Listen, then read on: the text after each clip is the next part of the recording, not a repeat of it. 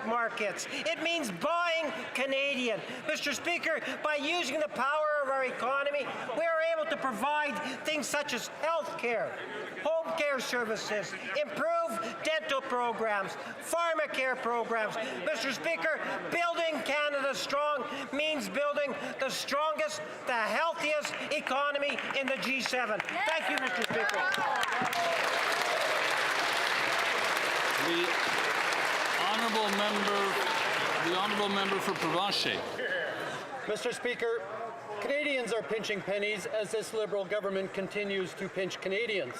Canadian families are struggling while this Liberal government is taking in the cash every time Canadians fill up their gas tank. Fuel prices have skyrocketed, and the Liberals stand to collect almost $10 billion in additional revenue because Canadians have to pay more at the pumps. Yesterday, when asked how he would help Canadians facing rising gas prices, the Prime Minister said he was still looking at it. Canadians don't need any more studying or waiting or another MOU. They need relief right now. Well, here's an idea for the Prime Minister. Suspend all federal taxes on gas and diesel until the end of 2026. Remove the fuel excise tax, permanently scrap the industrial carbon and clean fuel standard taxes, and eliminate the GST on fuel. Ending those 4 taxes will save almost 25 cents a litre, saving Canadian families roughly $20 every time they fill up the tank. Canadians have been sacrificing long enough under this Liberal government. Suspend the fuel taxes, give Canadians... The honourable member for Brampton South. Thank you, Mr. Speaker. Waheguru Ji ka Khalsa, Waheguru Ji ki Fateh. As we celebrate Vaisakhi and Sikh Heritage Month in April, we commemorate the founding of the Khalsa Panth in 1699 by Guru Gobind Singh Ji. This moment formalized the Sikh commitment to equality, social justice, courage, and service to others. These teachings continue to guide generations. Sikh Canadians strengthen our communities through seva, selfless service, uplifting those in need, and bringing people together. These are not only Sikh values, these are Canadian values. Today we are celebrating Vaisakhi on the Hill. I want to thank everyone who have joined from across Canada. On behalf of the residents of Brampton South, I wish everyone around the world celebrating a very happy Vaisakhi and Sikh Heritage Month.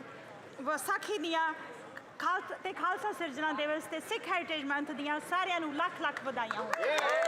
Thank you. Oral questions, questions orales. The honourable member for Thornhill. Anybody going to the gas station right now knows that the prices are simply out of control. Today, a litre of gas in Ontario is $1.70, and in BC, it's over $2.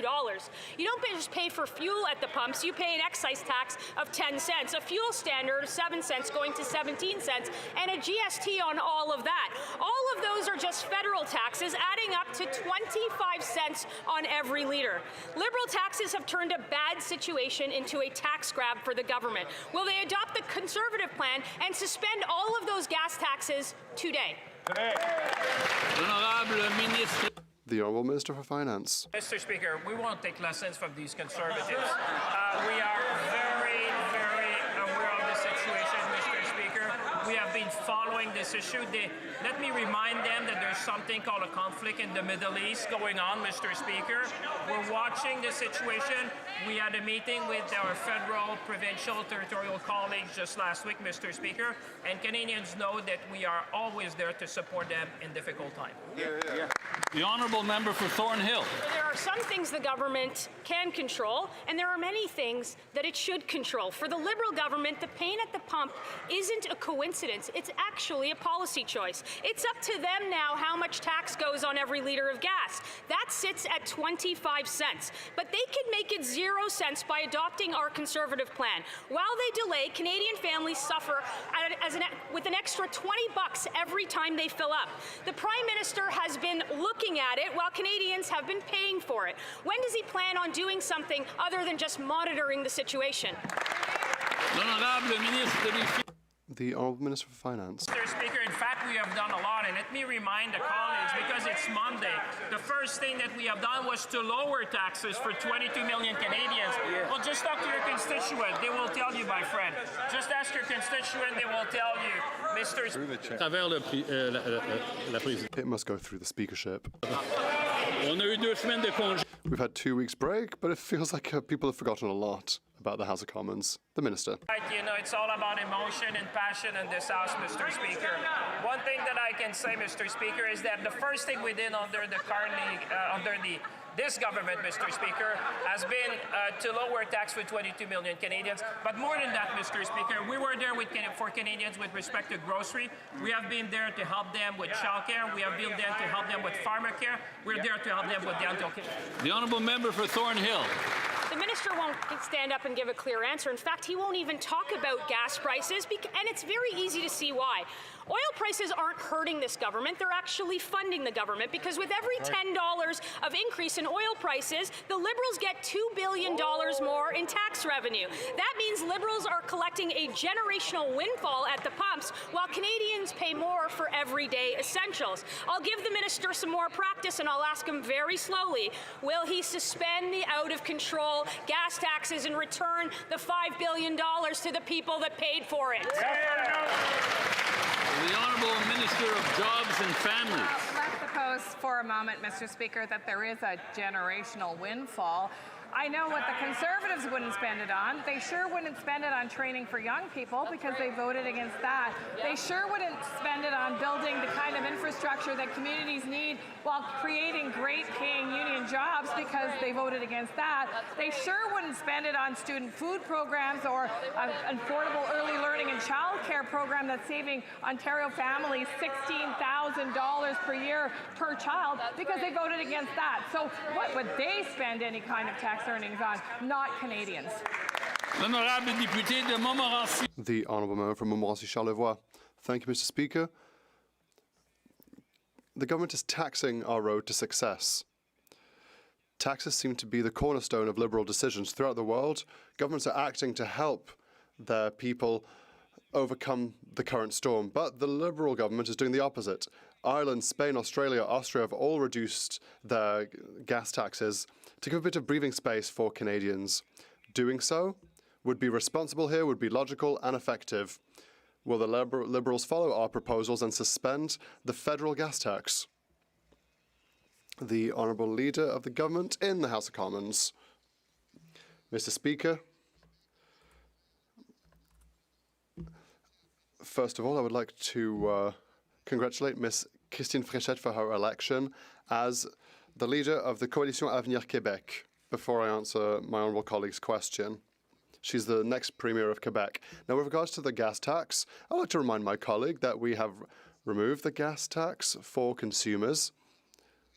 We've reduced taxes for 22 million Canadians. We have invested in childcare, we've invested in dental care, we've invested in groceries. The Conservatives voted against. The Honourable Member for Montmorency-Charlevoix. Canada has the 4th biggest oil reserves in the world. There is no reason for a country as rich as ours in resources to be so vulnerable to oil crises. After 11 years of Liberal governance, all anti-development laws are implemented and are weakening our country. We could have developed our resources intelligently like Norway. We could have enriched our society and fund our public services. We don't do that by taxing Canadians. Will the Liberals at least have the decency to give a bit of breathing room to Quebecers and Canadians by removing the gas tax? The Honourable Minister for Finance. Mr. Speaker, that is exactly what we have been doing. Allow me to help my colleague remember a few things. The first thing we did was reduce taxes for 22 million Canadians. There's also the Canada Childcare Benefit, the National School Food Programme, the Canadian Benefit for people living with disabilities, strengthening OAS. What we say to Canadians watching us today is that we have always been here for them in difficult times. And Mr. Speaker, People watching us know that a Liberal government will always be here to support them when times are tough. The député de Beauce. The honourable member for Beauce. Mr. Speaker, the Liberals claim that federal taxes on oil and diesel will have no effect on inflation or the cost of living. Seriously, who will swallow that? These taxes amount to 25 cents a litre. Meanwhile, Canadians, the people of Beauce, workers and entrepreneurs, are seeing their bills skyrocket, and their spending power is going down. My question is simple. Will the Prime Minister abolish the federal gas tax? Yes or no? The Honourable Minister for Government Transformation. Thank you, Mr. Speaker. The member wants to talk about what has an effect on people's costs. Childcare investments have helped thousands of people in his riding. Dental care has helped close to 2 million Quebecers, Mr. Speaker. What about the grocery benefits which will allow families to save $2,000 on average? We have increased the number of places in childcare centres, and they voted against every time. The honourable member for Gaspésie, les Îles de la Madeleine, Listigouge. Mr. Speaker, the Minister of Finance in C15 granted special powers to the company Alto to expropriate the citizens of Terrebonne to make way for the high-speed train. Bill C15 bears his own name. However, the media have revealed that the Minister of Finance has personal ties to Alto's senior management. A Liberal minister in the midst of an election in Terrebonne is therefore facilitating the expropriation of the people of Terrebonne, acting on behalf of a company with which he has close ties. Why is the Liberal minister working hand in hand with Alto to the detriment of the rights of the people of Terrebonne? The Honourable Minister of Finance. What a surprising question from the Bloc Québécois. It's old political tactics, so it's not surprising at all. Ad hominems, false allegations against members of the public service. That's not the kind of politics that Canadians want to see right now. I've followed all rules and will continue to fight the most resilient economy in the G7. The honourable member for Gaspésie, Île de la Madeleine, Listigouge. Mr. Speaker, the Minister has never taken the necessary arm's-length distance. It's in his Bill C-15, which he himself tabled in the House, that we find the measures to facilitate the expropriation of the people of Terrebonne. It was he who asked for this bill to be drafted in response to his budget that he himself tabled. So, once again, the Liberal Minister has close ties with Alto's management. The Liberal Minister has legislated to help Alto expropriate the people of Terrebonne. Is it really the sort of policy the Liberal government is offering to the voters of Terrebonne today? The Honourable Leader of the Government in the House. That question, Mr. Speaker, is a dishonour on the Bloc Québécois. The Minister gave an answer with regards to Terrebonne and all communities that will be on the high-speed train path. I can ensure Canadians that everything will be done with due consideration, with due respect, with sensitivity. We'll be listening, but we will continue to build our dream train for all Canadians. The honourable member for Gaspésie, Île de la Madeleine, Listigouge. Mr. Speaker, the only reason for which the Ethics Commissioner did not censure the Minister of Finance is because he himself would not personally benefit from these actions.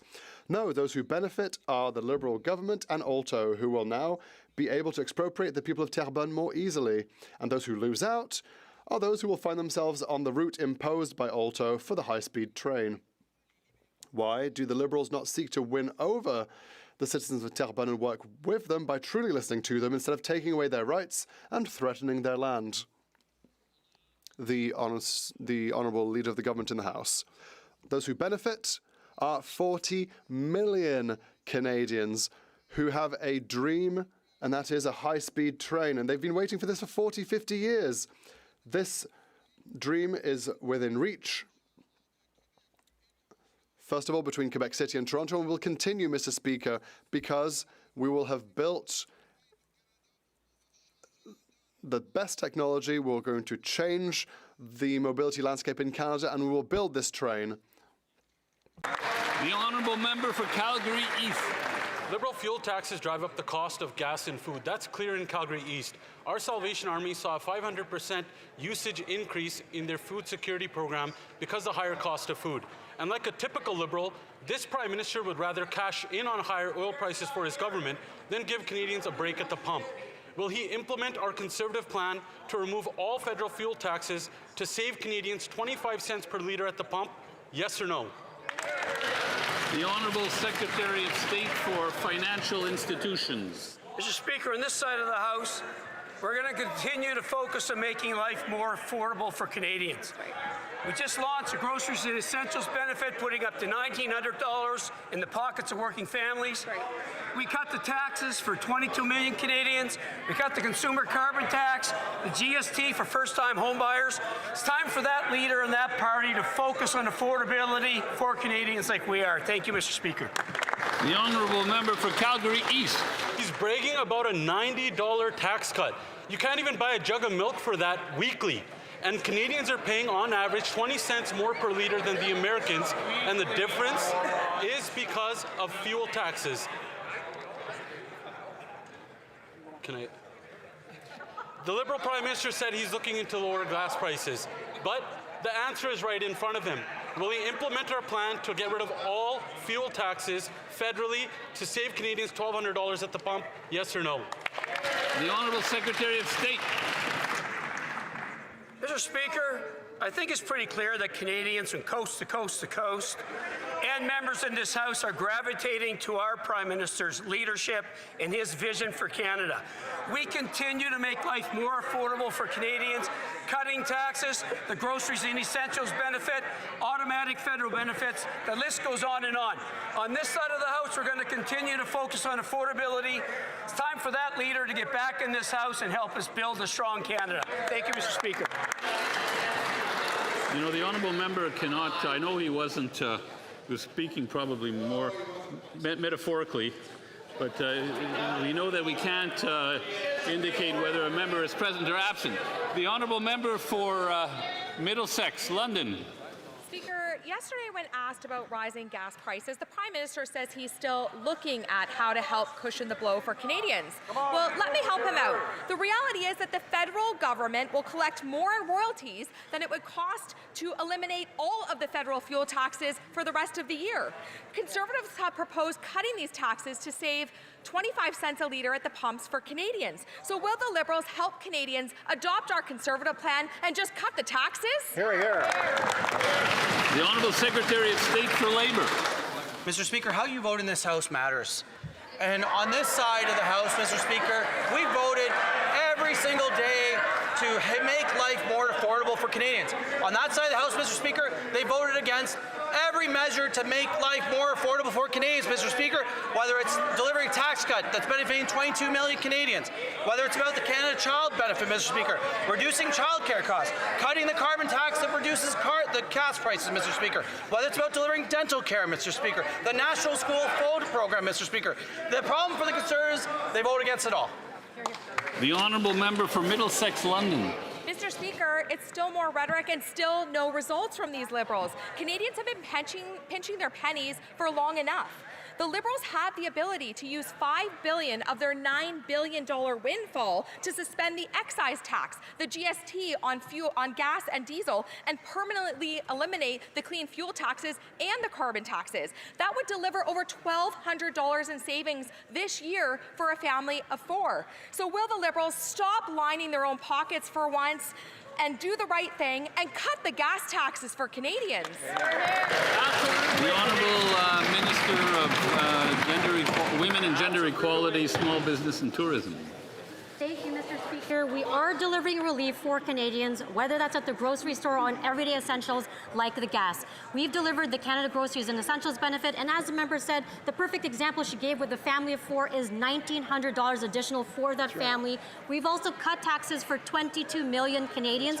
We've done that, and premiers across the country, including Conservative premiers, agree with our plan, Mr. Speaker. We'll keep delivering for Canadians, and as Right to Food has said, this will turn the tables on food insecurity and deliver for all Canadians, Mr. Speaker. The honourable member for Quebec-Mactaquac. Mr. Speaker, in rural Canada, families and small businesses have no choice but to drive long distances for work, school, and basic services. And they are being hit with the hardest by soaring cost and soaring fuel prices. Meanwhile, the Liberals stand to collect up to $9 billion in extra taxes and revenue from these higher prices. Will the Liberals adopt our plan to cut 25 cents per litre and make rural Canadians' lives more affordable? Yeah! The Honourable Minister of Agriculture and Agri-Food. Thank you, Mr. Speaker. It's a great discussion today and good questions, Mr. Speaker. We're all concerned about Canadians. But one thing we've missed to talk about, Mr. Speaker, is the geopolitical situation we find ourselves in. Mr. Speaker, we're not in charge of everything that's happening in the East, but we're certainly looking at all applications. When we talk about investments, Mr. Speaker, we're talking about $1.5 billion towards initiatives to adopt clean technologies for our farming community, $3.5 billion Sustainable Ag Partnership with the provinces, Super Deduction Productivity Fund, Youth Employment, $27 million investment 2 weeks ago. We're doing everything we can to make life more affordable, Mr. Speaker. The honourable member for Quebec-Mactaquac. Mr. Speaker, rural Canadians and Canadians across the country, for that matter, know that our biggest challenges are not coming from without, they're coming from within through overtaxation and overregulation. When will this government, knowing that they're going to be collecting billions more because of these high taxes, when will they come up with a plan, adopt our plan, and reduce the cost on fuels by 25% or 25 cents a litre and provide $1,200 more immediate relief for Canadian families per year? Why won't this government stop the delays and finally give Canadians a break at the pump? The Honourable Secretary of State for Seniors. You know, Mr. Speaker, when we went to the polls just about a year ago, I went door knocking in my riding of Esquimalt Saanich-Sooke, and I talked to this gentleman, Craig, at the door. And he said to me, you know what's really important to me is an income tax cut. And here's the thing, I want to know why it would be better to vote for you than the Conservatives. And then I said, well, because if you vote for us, the tax cut's going to come in right away. You get up to $800 a year. If you vote for those guys, you got to wait 4 years. It's not even in their plan until they're theoretically re-elected. So, Mr. Speaker, Canadians chose, they chose right. The honourable member for Kitchener Centre. Mr. Speaker, Canadians are struggling with the rising gas prices while this government keeps piling on taxes, taxes, and more taxes. Kitchener Centre families are paying more at the pump. Our seniors are worried about driving to see their grandchildren. Our workers have to pay more just to get to work on top of the rising cost of everything else. Why won't this Prime Minister adopt our Conservative plan and reduce the gas tax? It'll save 25 cents per litre for Canadians to give them the relief they deserve. The Honourable Secretary of State. You know, Mr. Speaker, as the Secretary of State for Seniors, I talk to seniors across this country, and I talk to seniors in Esquimalt Saanich-Sooke on Vancouver Island. And you know what they tell me? They tell me that they cannot trust these Conservatives. And they can't trust them because they have great memories. And you know what they remember? They remember that those Conservatives wanted to cut their old age security from them. They wanted to bring their CPP earning age up to 67. They wanted to make it more expensive to retire and to be more expensive to age. They know that they can trust the Liberal Party of Canada. They know that they can trust this government to have their backs. L'honorable député. The honourable member for Rivière-du-Nord. Mr. Speaker, the Minister of Finance tabled Bill C-15 concerning budgetary provisions. Yet, C-15 contains measures to help Alto expropriate the people of Terrebonne along the high-speed rail route. Mr. Speaker, you might be asking, what is the connection between the Minister of Finance, a budget bill, and expropriations? Well, there isn't one, except that the Minister of Finance has close ties with Alto senior management. Why did he use his budget bill to help Alto, with whom he's particularly close, to evict the people of Terrebonne from their homes? The Honourable Leader of the Government in the House. Even if the Bloc Québécois has changed spokesperson, it's still a dishonour on them. When it comes to asking the same question, this is a Crown Corporation that is building a high-speed train a project that Canadians want to see. The people of Laval, people of Montreal, the people of Trois-Rivières, and the people of Terrebonne, they all want to see this train happening. We will make this train happen for Canadians, for Quebecers, even if the Bloc is always against. The honourable member for Rivière-du-Nord. Mr. Speaker, if the minister had recused himself from the Alto case, he wouldn't have tabled a bill that directly concerns the Alto case and benefits Alto. The people of Terrebonne are not duped. What they see today is a member of the Liberal Party helping a company whose senior manager he is close to, a company created by the federal government. And he is helping the company expropriate the people of Terrebonne from their homes by undermining their rights. How do you, Mr. Speaker, expect the people of Terrebonne to trust this Liberal government after all that? The Honourable Leader of the Government in the House. Mr. Speaker, the people of Terrebonne want to see this train happen. They want to be listened as well. They want their opinions to be heard. They want us to go meet them. They want the government to consider their opinions, but they also want to go aboard and climb aboard a high-speed train that will go from Quebec City to Toronto and that will change the mobility landscape for Quebecers and Canadians, Mr. Speaker. We will build this train whilst taking into account people's opinions, but we will build it. The honourable member for Louis Saint Laurent, Akiawenrak. Mr. Speaker, inflation directly affects oil and gas prices. That affects all Canadians, those who fill up their tanks, and also those who buy goods that are transported. Mr. Speaker, this affects everyone. We can't control what's happening in Iran. However, we can control what's happening here. The government controls taxes. The Liberal carbon tax and gas tax. Our proposal is to abolish these taxes this year. That's $5 billion of savings for Canadians. They'll be in there. They'll stay in their pocket rather than be sent to the government. When will they help Canadians? The Honourable Minister for Government Transformation. Thank you. Yes, oil prices are affected by a number of factors like the conflict in Iran. There are some things we control. There are some things that he controls as well. What he controls is how he votes in this House of Commons. He voted against the Canada childcare benefit that reduced child poverty by 40%, that gave thousands to needy families in his riding. He voted against dental care that allows many people in his riding to have access to dental care for the first time. He voted against a whole range of measures that help affordability. The honourable member for Louis Saint Laurent, Akiawenrak. Well, let us talk about this minister's vote. He was elected in 2015. There were many people here who were there, and they said, we will implement a Liberal carbon tax. That's the best way to help the environment. And what have they done? What did they do 9 years later? They abolished said Liberal carbon tax. Mr. Speaker, yes, applaud them. They flip-flopped in the right direction. They abolished the carbon tax, so why shouldn't they abolish the other gas tax? The Honourable Minister. Thank you, Mr. Speaker. He's right, we didn't stop there. We reduced taxes for 22 million Canadians, Mr. Speaker.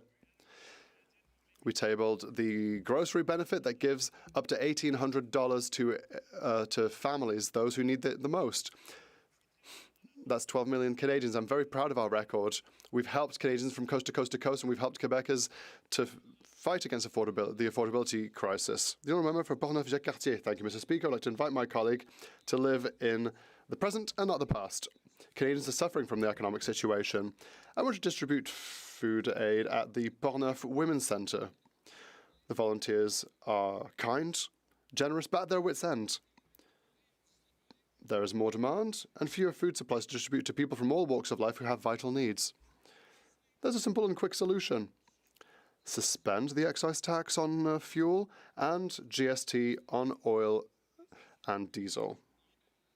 Will this Liberal Prime Minister take the necessary measures now, not in the past, but now, to provide immediate assistance to Canadian families? The Honourable Parliamentary Secretary for Nature.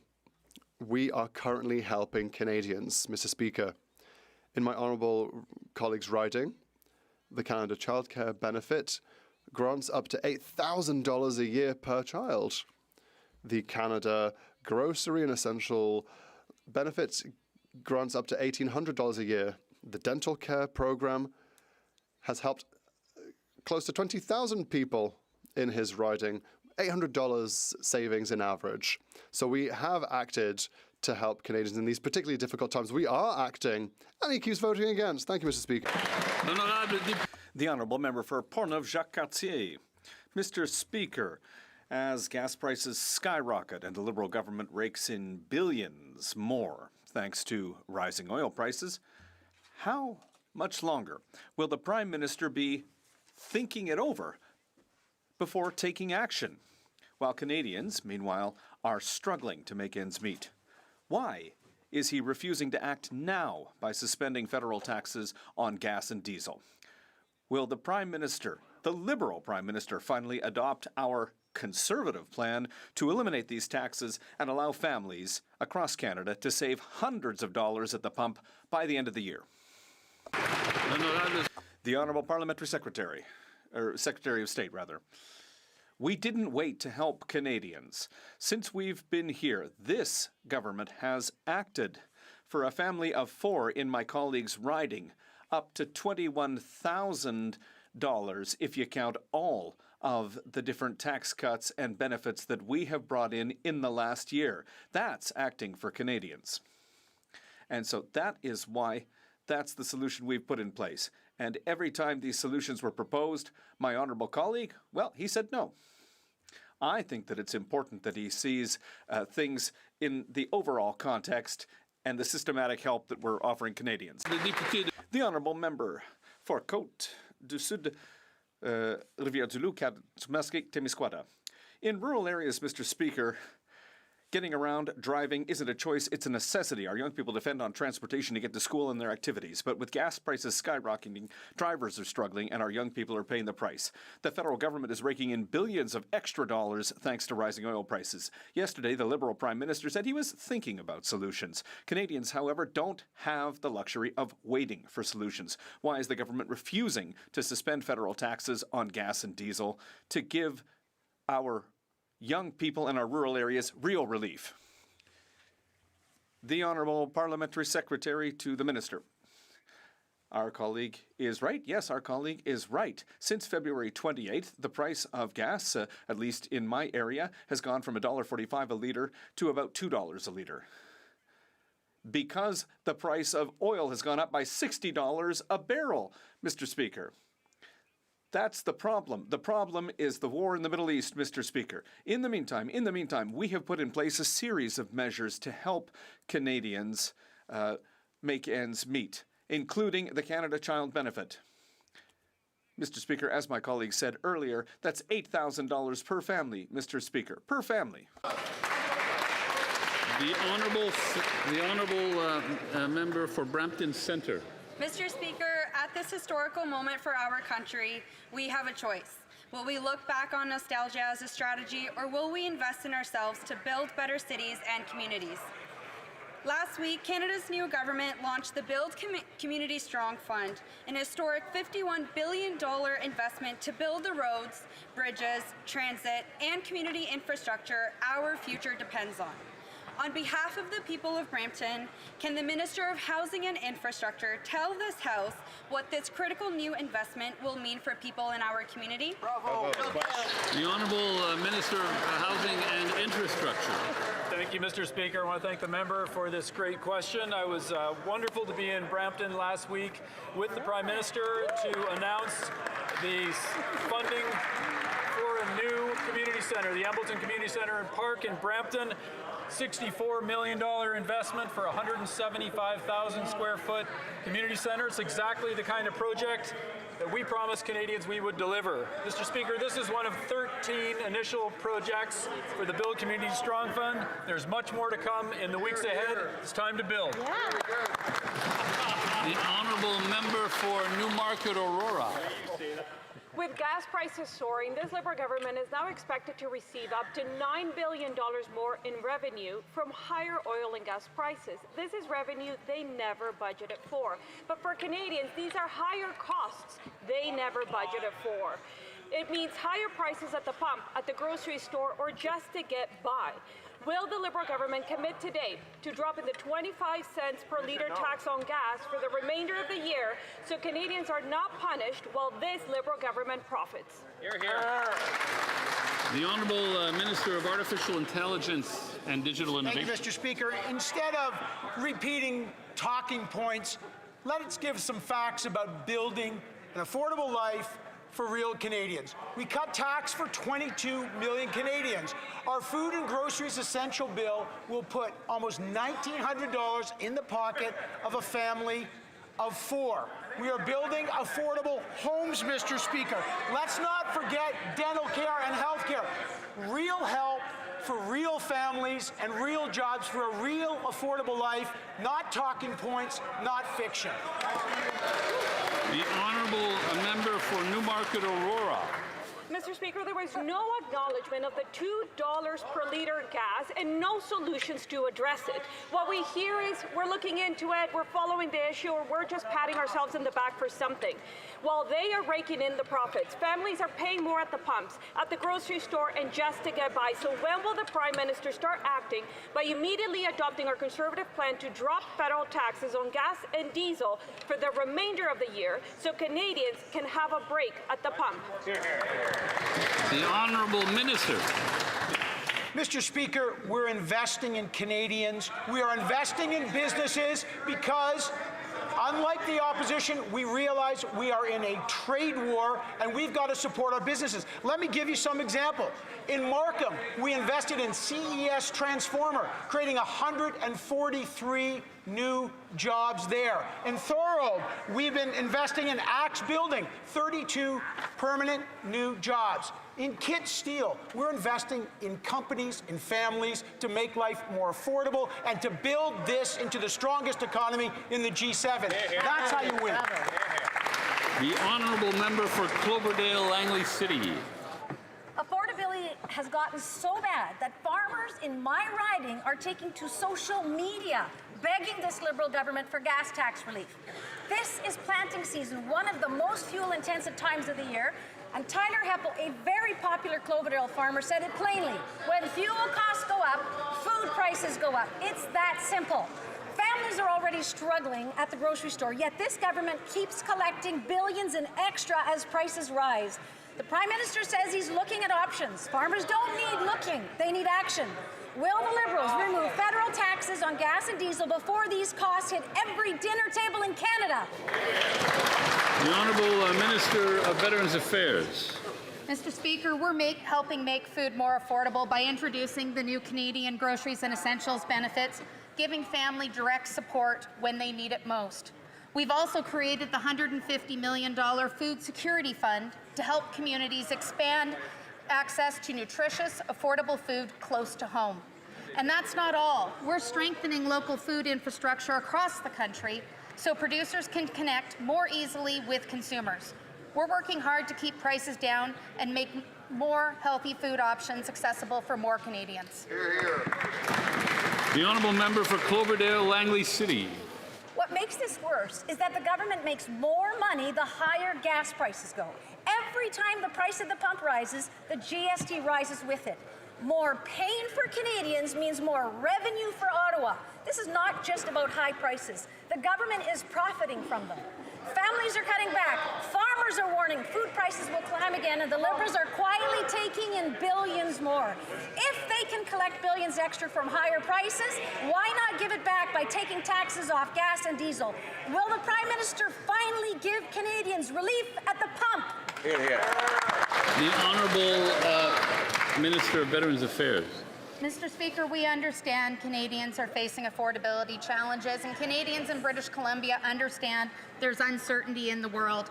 Canada's economy has been impacted by heightened uncertainty from emerging conflicts and unjust trade decisions.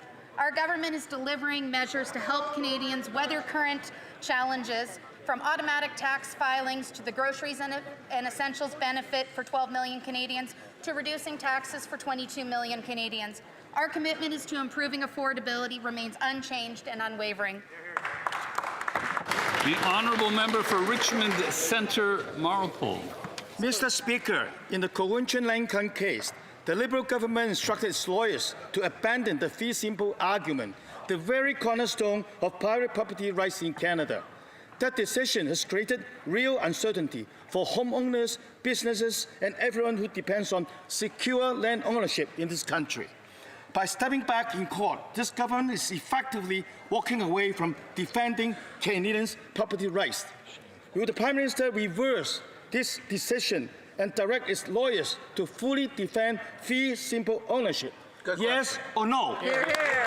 The Honourable Minister of Crown Indigenous Relations. Thank you, Mr. Speaker. Canada disagrees with the court's decision, and we appealed that on September 8th, 2025. At trial, Canada defended the validity of fee simple title granted by the Crown, and we will continue to do so on appeal. The decision's potential implications necessitates greater legal clarity, and our government is committed to attaining that clarity through the proper legal process. Thank you, Mr. Speaker. The Honourable Member for Richmond Centre, Marlpole. The government says it supports private property rights, yet it negotiated the Musqueam Agreement behind closed doors, without protections and consultation with affected communities. That approach is creating uncertainty for homeowners, businesses, and investors who rely on transparency and stability.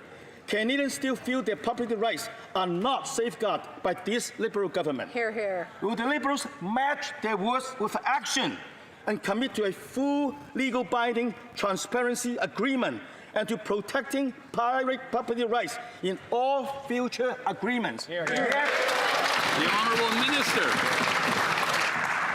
Thank you, Mr. Speaker. First off, let me be clear, the Musqueam Agreement does not affect private property rights. Hear, hear.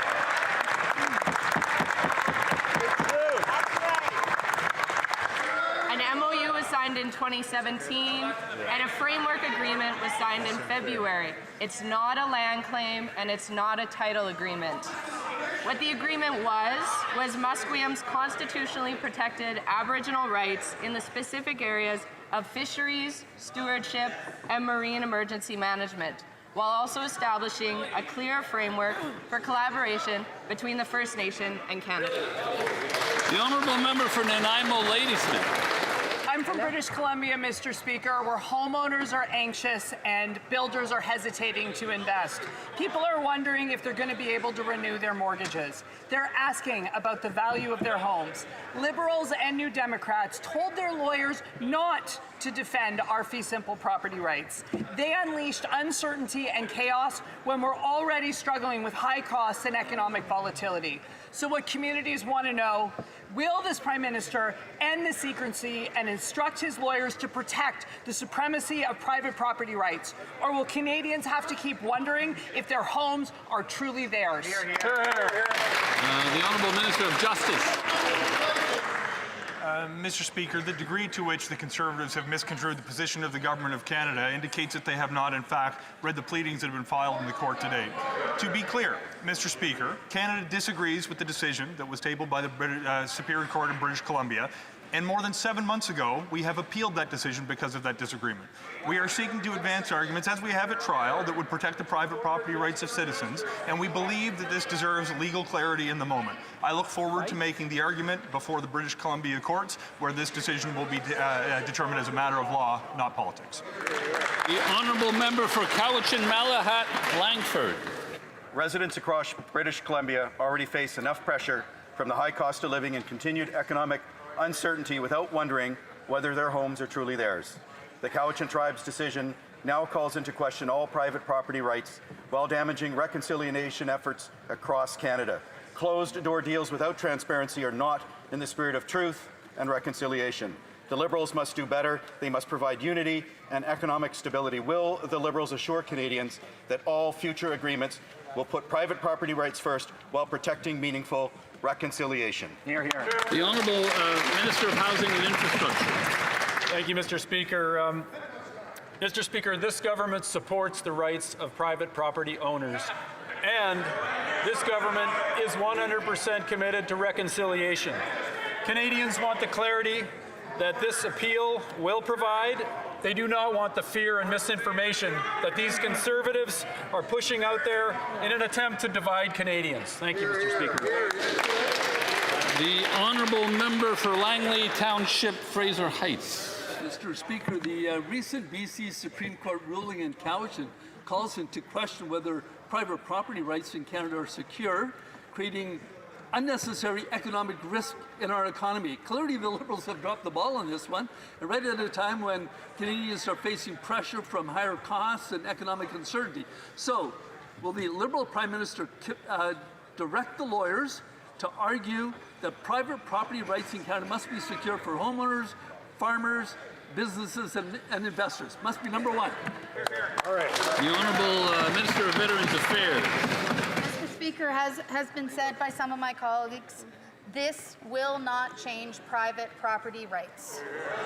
Reconciliation is our path forward for our country, and we will continue to move forward for both. The Honourable Member for Prescott Russell Cumberland. Mr. Speaker, in the face of economic upheaval, Canadians have done what they've always done: adapt, help one another, and keep moving forward. More and more Canadians are choosing to discover and celebrate what makes our country unique. As more and more Canadians choose Okanagan wines over those from California, or local breweries, such as the award-winning Bose Brewing in my riding of Prescott Russell Cumberland, could the Minister of Finance tell us how we are supporting this proudly Canadian industry? The Honourable Minister of Finance. I would like to thank the Honourable Member for her excellent question. I have good news for communities across Canada, Mr. Speaker. Let's raise a toast to Canadian breweries, distilleries, and wineries who are resilient facing rising costs and economic uncertainty. By extending the reduction in alcohol excise taxes for 2 years, we are protecting our brewers, distillers, and winemakers, and we're allowing them to put their best foot forward, Mr. Speaker. This will allow us to concentrate on growing their businesses, supporting local workers, and obviously letting them promote their products. Thank you, Mr. Speaker. Member for Leeds, Grenville, Thousand Islands, Rideau Lakes. At least $90 billion taxpayer dollars are at stake in the Alto high-speed rail project, and Canadians deserve to know that personal relationships aren't influencing government decisions. And the finance minister recognized the risk of a conflict of interest with his partner serving as a vice president at Alto. And the law says that he can't be part of decisions, discussions, debates, or votes when it comes to Alto. Canadians deserve to have confidence in their public institutions, in all elected officials, and especially when $90 billion at stake. So will the minister come before committee and address this conflict of interest? The Honourable Government House Leader. Mr. Speaker, the minister has already answered that question. There is no risk, of course, and the minister complies, as we all must, with some of the most stringent ethics rules in the world. As for Alto, as for high-speed rail in Canada, it is a generational project, one that is desired by people in that member's riding and people all over Canada, Mr. Speaker. The Honourable Member for Leeds, Grenville, Thousand Islands, Rideau Lakes. We've got the government House Leader disagreeing with his finance minister here, and this is the confusion that's created for Canadians. It's the finance minister who said that he needed to recuse himself from the discussions. He said he needed to put in place a conflict of interest screen, but then went ahead and participated in discussions, debates, even said at Senate committee that he was delivering the goods for Canadians. Exactly. Well, if he's recused himself, why is he also voting on this issue in the House? Canadians have concerns about how this $90 billion is being spent. They're concerned about this conflict of interest. Why won't the finance minister speak for himself, get on his feet and say he'll come to committee and address it? The Honourable Government House Leader. The minister has answered that question repeatedly, and we follow, as everyone must, the highest ethics code, the most stringent ethics code in the Western world, Mr. Speaker. We will continue to do so. The Honourable Member for Northumberland, Clark. Mr. Speaker, if you're ever wondering how to make things more expensive, simply put a Liberal in charge. The Trans Mountain Pipeline cost more than 6 times the original budget. A RIVE scam, 700 times. And now the Liberals are asking Canadians to trust them with a $90 billion budget for a high-speed rail train. That's more than even the deficit. Canadians cannot afford any more of this Liberal waste. Will the government focus on getting shovels in the ground for nation-building projects instead of blowing billions of dollars on a train to nowhere? The Honourable Government House Leader. Mr. Speaker, high-speed rail is a major nation-building project. Yes. High-speed rail is something that, you know what, Conservatives used to talk about. Their 2023 convention voted overwhelmingly to ask the government for high-speed rail. We listened very carefully to that Conservative convention, and I can assure you we're moving forward on at least that one Conservative policy, high-speed rail for Canadians, Mr. Speaker. The Honourable Member for Carleton. Mr. Speaker, at a time when some mistakenly frame the environment...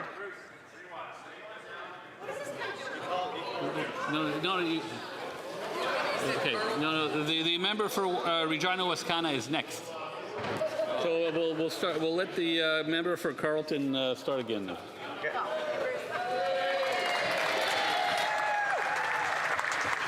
Mr. Speaker, at a time when some mistakenly frame the environment and the economy as competing priorities, our government is taking a different approach.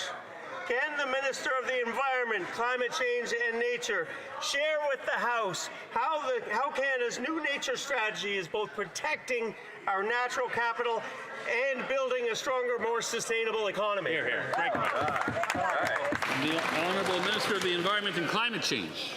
Thank you, Mr. Speaker. And I would like to thank the member from Carleton because it's a very important question. We were able to tour in his riding how sheep farmers and solar farming are working right alongside each other to create great jobs in rural communities.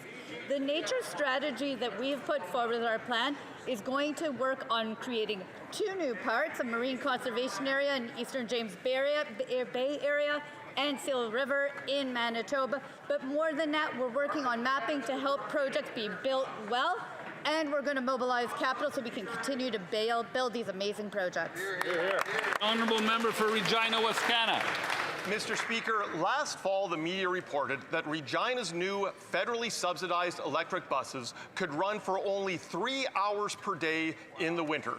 But in response to a written question, the Liberals said that they, quote, have not been made aware of any instances where battery electric buses were unable to operate in cold weather. That's anywhere in the country. How is it possible for the Liberals to be so unaware of billions of dollars of waste, and why do they continue to throw money at buses that won't work in Canadian winters? Great question. The Honourable Minister of Housing and Infrastructure. Thank you, Mr. Speaker. I appreciate the opportunity for the member opposite to let me highlight the work that is going into the Canada Public Transit Fund and to the Zero Emission Transportation Fund. We have opportunities to invest in zero-emission transportation, battery electric buses. Technology is improving by the month. There are battery electric buses operating in many cities across Canada. Edmonton is currently the city with the lead. Edmonton, as some of the members opposite will know, is fairly far north in Canada, and those buses are running well. So there is evidence around the world that battery electric buses will deliver good transportation. The Honourable Member for Winnipeg Centre. Mr. Speaker, big corporations and grocery chains have found a new way to rip off people. It's called surveillance pricing. By using personal data to charge you more based on where you live, what you search for online, or how often you shop. This is predatory. It's just plain creepy, Mr. Speaker, and it's driving up prices even higher during a cost of living crisis. So will the Liberal government support our NDP motion and ban surveillance pricing to finally bring food prices down? You're here. Good question.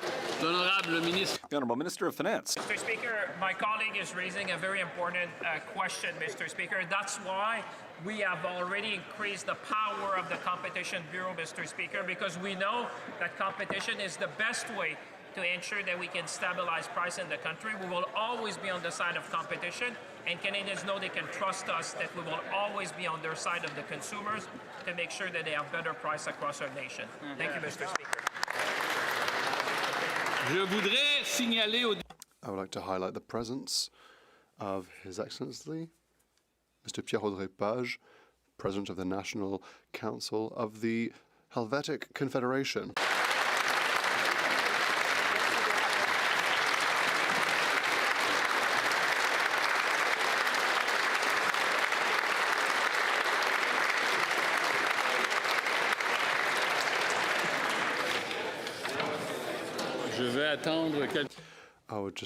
I'm just going to wait a few moments before we move on to our daily routine of business, so that MPs have the opportunity to exit the House of Commons, preferably.